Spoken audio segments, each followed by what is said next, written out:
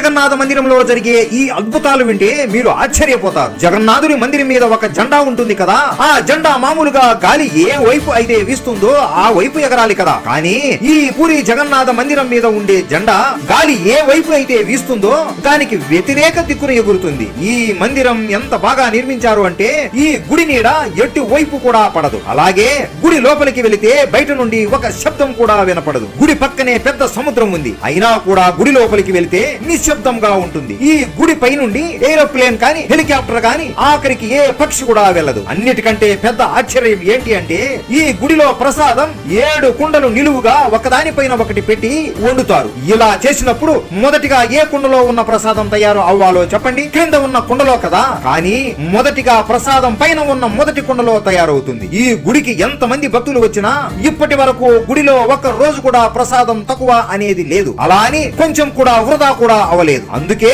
పూరి జగన్నాథుడి మందిరాన్ని విచిత్రమైన మందిరం అని అంటారు. ఈ మధ్య కాలంలో జగన్నాథ మందిరంలో అతి గొప్ప నిధిని కనుగొన్నారు కదా.